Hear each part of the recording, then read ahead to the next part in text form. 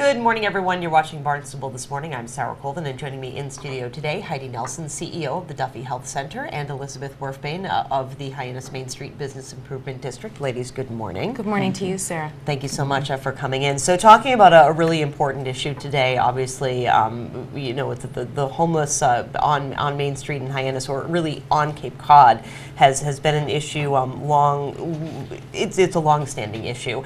And recently, the NOAA shelter downtown has opened its doors 24 hours, which already has made a big impact. So, I mean, Heidi, from your perspective, wanted to kind of talk a little bit about the background of this and why we're seeing an increase in the hours for that particular shelter. Well, the goal of what it is that we're trying to do is really twofold. One is to try to create a safe place for people to be during the day and out of the elements and the inclement weather. But second, and almost more importantly, is to have a location where we can find people who are homeless easily and may have untreated mental health and substance abuse issues, so that we can reach out to them and provide services to them. Indeed, and this all, I mean, the Main Street Initiative started several years ago, and that did a lot, and this is kind of building on that. So can you talk a little bit about the Main Street Initiative and how this evolved from that? Sure. Let's see, it was probably, well, you can talk about the community meeting that sort of spurned the Main Street Initiative. There was a lot of about 6 years ago anger, at the Federated Church. There was a community meeting. It was a Main Street driven meeting where, you know, many of the business leaders, but also the residents of the town were in a quandary as to what to do about you know, working with the shelter and the problems that were on the street. And so it became apparent that there were two camps, two sides, and they were polarized. But what we've learned over time through this Main Street Initiative group and meeting is that we all really have a lot in common. We all want the same thing. What Heidi said, we want safety for the client, and we also want a you know, a safe community. So it was twofold. So the Main Street Initiative really was successful in bringing people together to the table to come to the common, our commonness. So having representation from the law enforcement and the businesses and the human service agencies and really political leaders that kind of brought everybody to the table. And it was an amazing transformation. Through that process, we identified 93 individuals who were problematic on Main Street, and over an 18-month period worked to reach out to those individuals and help move them into housing and services. And so over the course of that time, we actually housed 48 people. Wow. And we reduced the number of on the list of people from 93 down to about 25, where it kind of remains today. It kind of bounces back and forth between around 12 to up to 27. People who are sort of being followed. And so the idea is that if we have yet another option or another opportunity, that we can get that number of people down even farther. Absolutely. And what are the biggest challenges in looking at the problem? Because I think it's an issue that touches so many aspects of our community here, whether it's, you know, the need to help these people who find themselves out on the streets, to making the business owners happy, to finding the services that need. So it's a challenging issue. So talk to me a little bit about some of the challenges that you faced and you continue to face as you work to solve the problem. Well, I think that balancing the needs of the public are very important with the client. As we know, when there's mental illness, I mean, Heidi is an expert on that, as well as addictions involved. Sometimes the client doesn't know how to be helped or isn't open to it. So that becomes, you know, a challenge for the facility.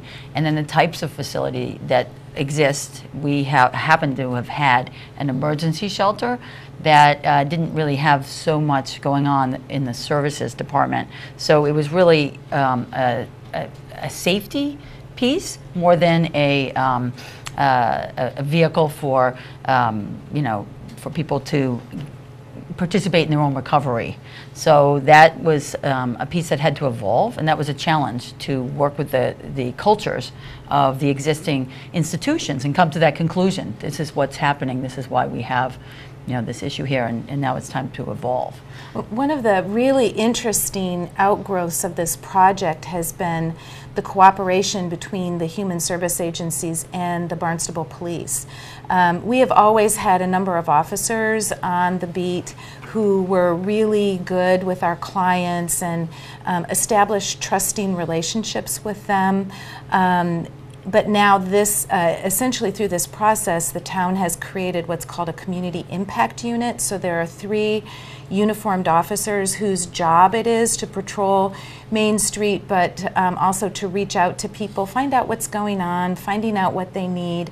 But an important aspect of this is that, yes, some people are willing and able to engage in services and really want to move out of their homelessness, but then we also have people with really intractable problems who need to be pushed sometimes into services. And so one of the outgrowths of this project has been to improve our ability to hospitalize people who are actually quite a danger to themselves and are in and out of the hospital ER all the time because of their drinking or their uncontrolled mental illness. And so part of this process has been to work with the police to help the human service agencies to move those people into hospitalization so that they can be safer in that respect. So again, as Elizabeth said, it's really all about public safety, but from a number of different approaches in different directions. Exactly, and I'm sure taking a little bit of the burden off the emergency room as well, which I'm sure is definitely an impact. So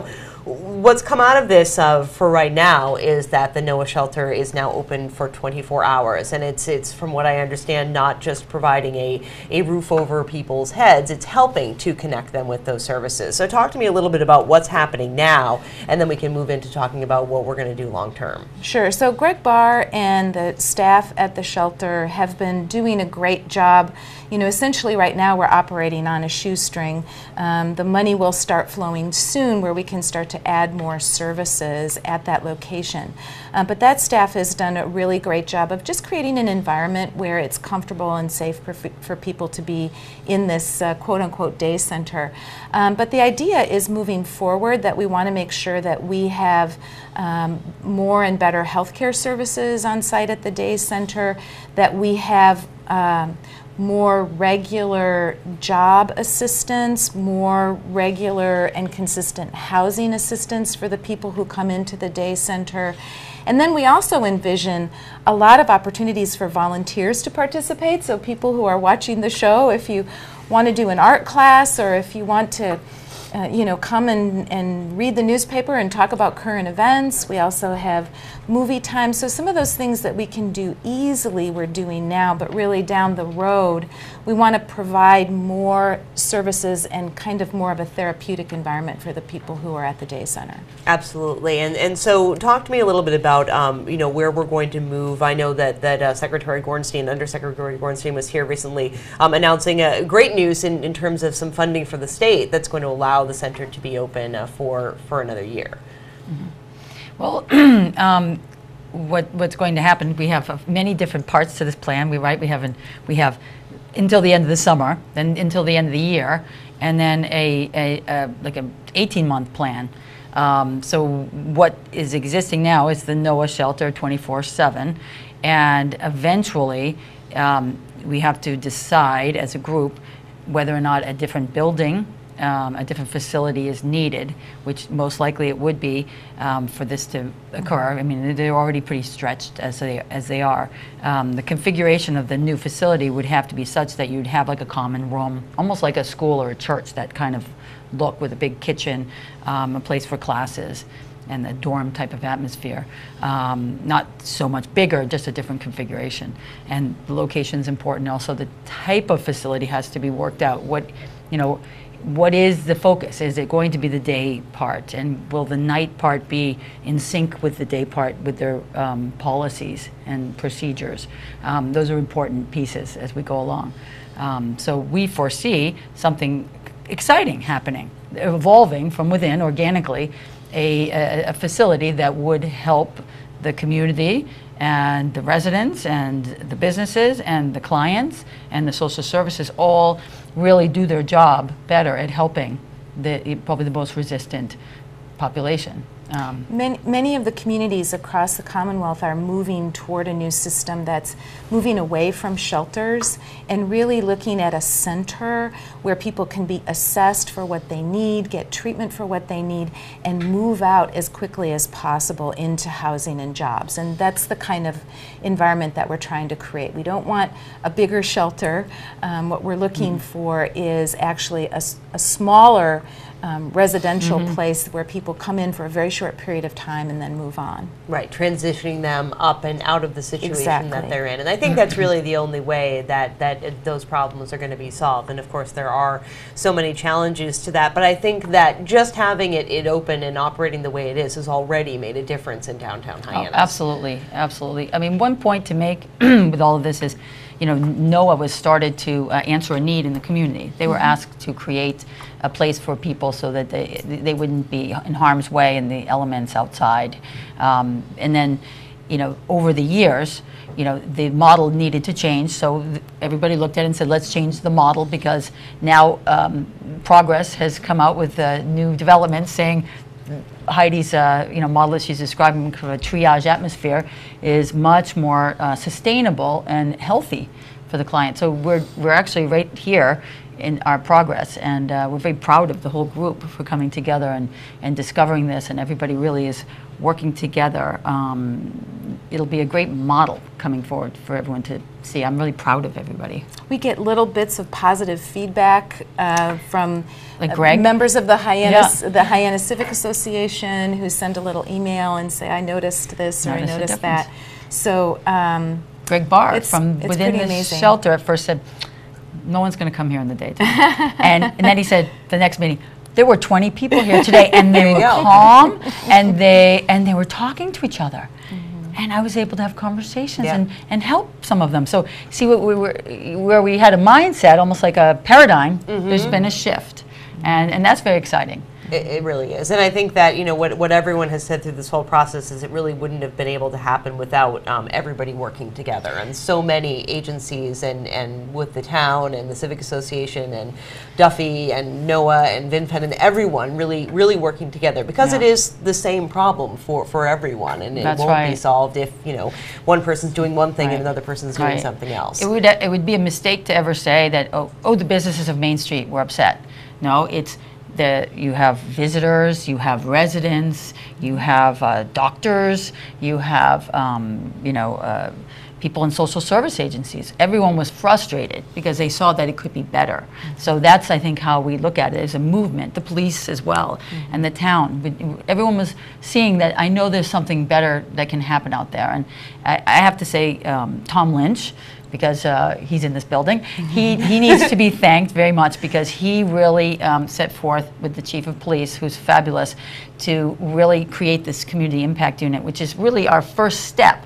And we're all kind of gathering around that community impact unit, but they're really the explorers. They're out in the trenches, and they're coming back to us and saying, I need this, I need that. Correct? Yes. You know, and our caseworkers. And our political leadership. Yes. Dan Wolf's office has been involved. Brian Mantle, very interested in what's going to happen with this project. And so we're very pleased to have, everybody's rooting for us. They so really we can't are. fail. We really can't We fail. can't. No. That's right. Well, we certainly look forward to seeing how this evolves, and I thank you, ladies, so much. Is there any final thoughts, anything else that you want to say about this project before we say goodbye? We need a name. If anybody out there has a great name for the day center, we would love to hear it. Every now and then we kind of mull it over, and then we just move forward with day center. That's right. Well, so we need a great name. Getting the work done is Right. first, and then That's the right. name comes second. Yeah, but right. I'm sure that's something will come about. Well, Elizabeth and Heidi, thank you so much. Thank you, Thank Sarah. you. Thank you. Elizabeth Werfbane is in charge of the Hyannis Main Street Business Improvement District. Heidi Nelson is the CEO of the Duffy Health Center. For Barnstable This Morning, I'm Sarah Coleman.